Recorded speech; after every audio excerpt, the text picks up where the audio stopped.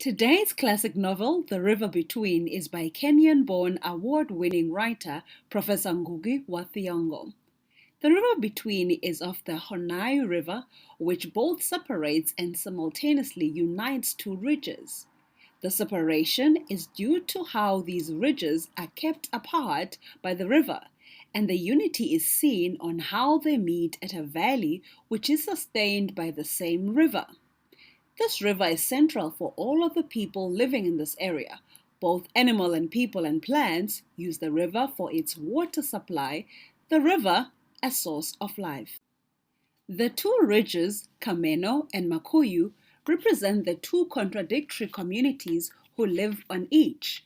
Both Kameno and Makuyu have elders who are firmly grounded in their beliefs, and because of differences having been experienced for many years, these two communities do not get along at all.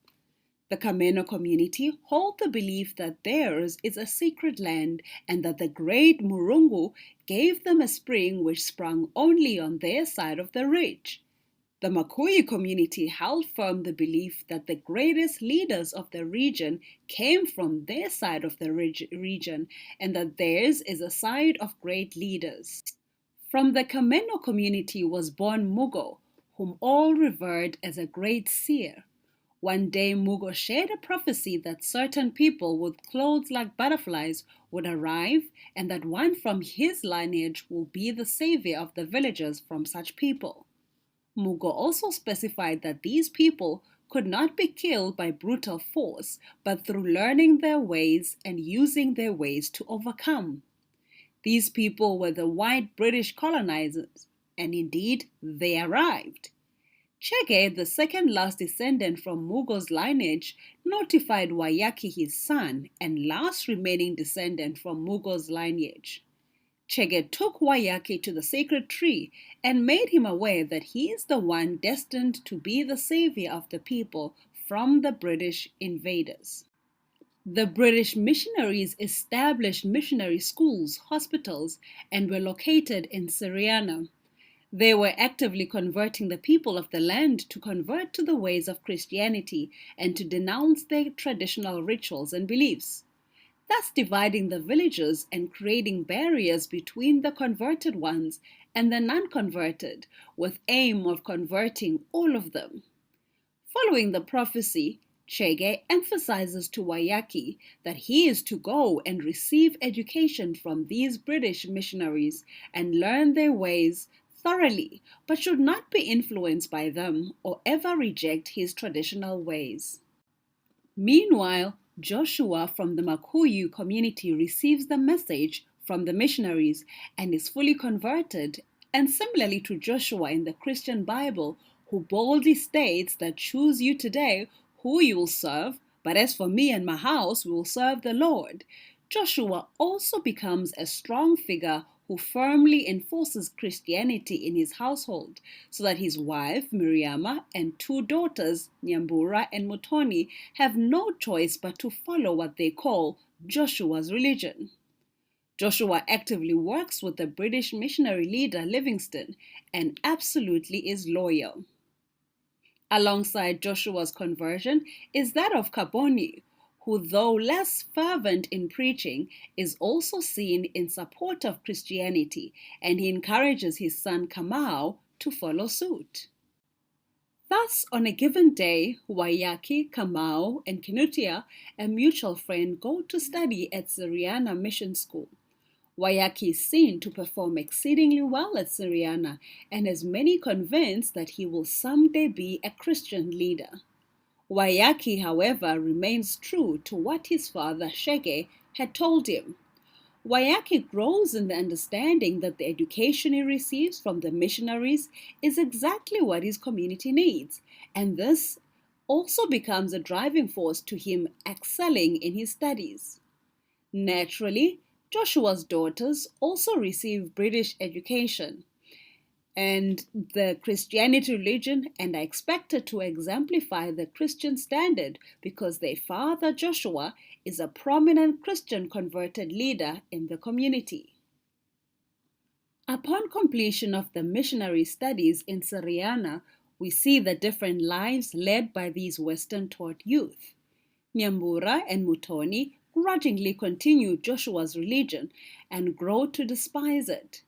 Wayaki grows in pursuit of his mission to save his community, and he joins the Kiama sect of influential leaders and also establishes schools and informs the leaders that him introducing education is to help the cause of the community, as it had been prophesied that education is what would assist the villagers from overcoming against the British invaders. Kamau grows jealous of Wayaki's impact, and Kenitua remains Wayaki's best friend and informer of village happenings. Though Joshua's daughters despise the religion their father forces on them, they are held by the Christian command that says, "Honor thy father and mother, so your days may be lengthened on earth." Motoni, the youngest daughter, however, chooses to rebel. She knows that Joshua won't approve, but she hides away and goes to her aunt's house, Kamenoside, and she goes ahead and becomes circumcised according to the traditional ways. Prior to her going away, Nyambura and Mutoni discuss on the river her choice to attend the traditional ritual, and Mutoni explains that their mother was also circumcised and later joined Christianity, and that she too wants to be made a woman according to traditional ways, and she will return and continue as a Christian. Though Nyambura fails to convince her sister otherwise, she does point out the bad omen when Mutoni drops a watermelon by the river. This Mutoni ignores. Joshua discovers this rebellion and gives Mutoni the ultimatum to either return right away or to be disowned by his father, and from then onward. She doesn't return. She is disowned. Unfortunately, Mutoni doesn't recover from the circumcision, and in her dying moments, Wayaki becomes central in trying to communicate to her family and in trying to take her to Syriana hospitals for aid. She dies without having received aid. This separates the villagers even more, with some saying Mutoni's disrespect of her father's wishes brought a curse on her, and with others pointing out that the daughter of a religious leader had died in traditional rituals. Joshua continued even more fervently in preaching, and Kabonyi fell through the cracks and left the Christianity religion and joined the Kiama village leaders instead. Wayaki takes an oath that he will be pure in keeping the customs of their traditions. He also continues to build more schools and is respectfully called teacher by both the Kiami leaders and members of the community. His fame grows, so does the envy and hatred in Kabonyi's heart, who seeks to be more prominent in the Kiama and who feels like his son Kamau can easily do as good a job as Wayaki, as he also received same education. Thus Kabonyi and Kamau grow to become protagonists to Wayaki's cause. Meanwhile, Wayaki becomes fully immersed in establishing schools and educating his community in the ways of the West. A conflict arises between Wayaki, Kamau, and Nyambura. The two boys grow to love Nyambura, and yet neither of them will be good enough to be accepted by Joshua, her father. Nyambura loves Wayaki, but is far more loyal to her father to agree to his proposal for marriage. Central to their love is the river, as it is both the place where they admire each other and feel inclined to fall in love, and also the place where such love inclinations are denied. This river is also the place where Nyambura seeks comfort when crying for her dead sister, and also the place where Kamau's grudge grows as he sees Wayaki with Nyambura in embrace. Rumors are spread by Kamau and Kabonyi that Wayaki has broken the traditional oath by choosing to marry a Christian woman, and also is unclean for having touched her dying sister, and uses this to convince the Kiama leaders against Wayaki. Kinutua informs Wayaki, and when things get really heated up, Wayaki hurries to Joshua's church and interrupts the service to announce that Joshua and his followers are in great danger.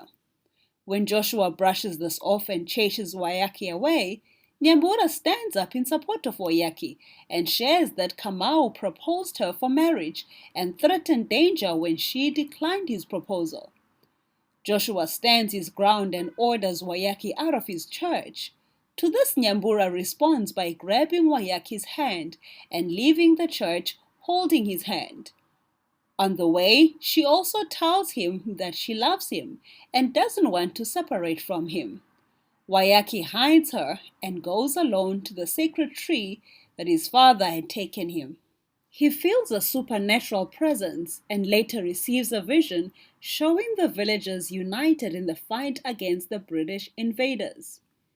This vision compels him to urgently address what he had been procrastinating for a while, the need for the villagers to unite and work together. Though having resigned from the sect of Kiama influential leaders, he manages to arrange a meeting where he will address the urgent issue of the unity. It appears to be already late, however, as Kaboni emerges with greater influence in the community.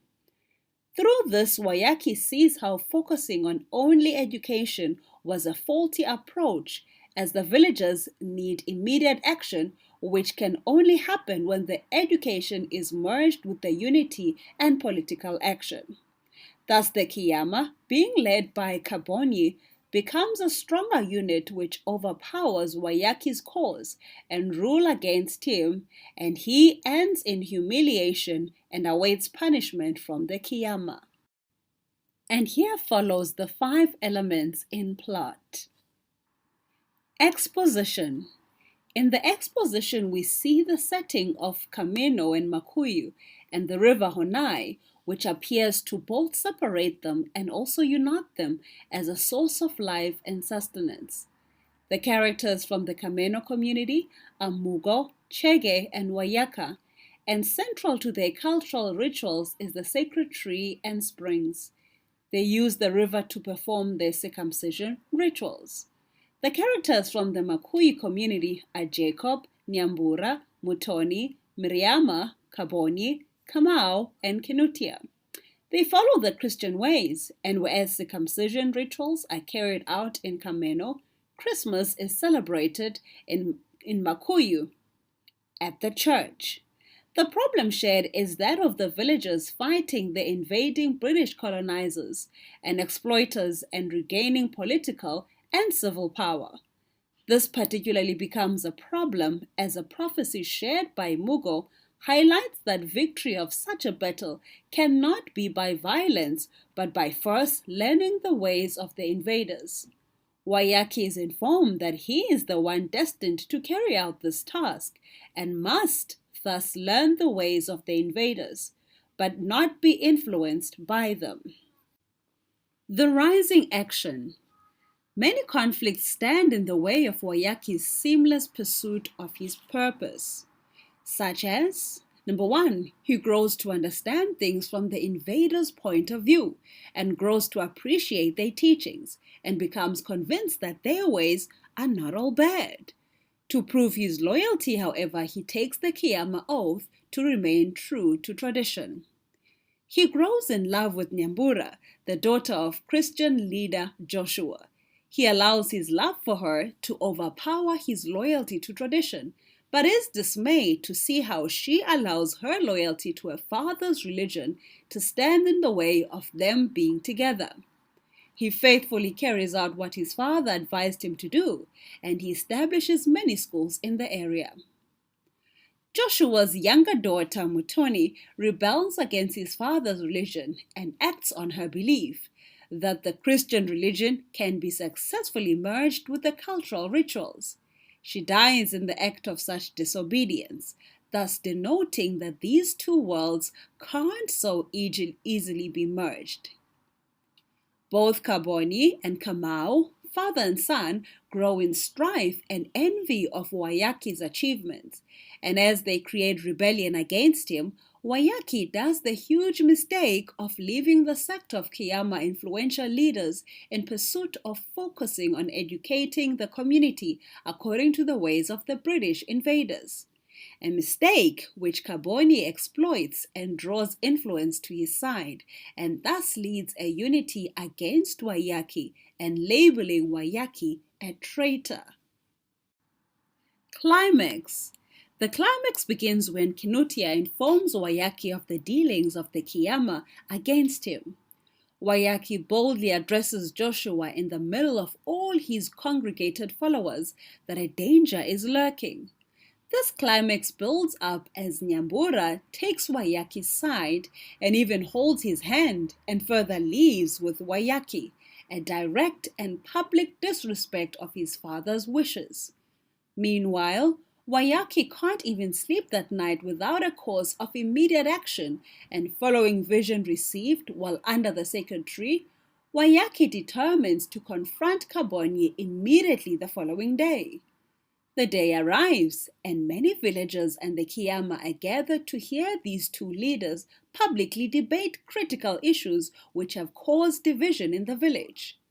When Carboni sees that he is failing the debate, he brings out Nyambura and instructs Wayaki to deny that he loves her in public.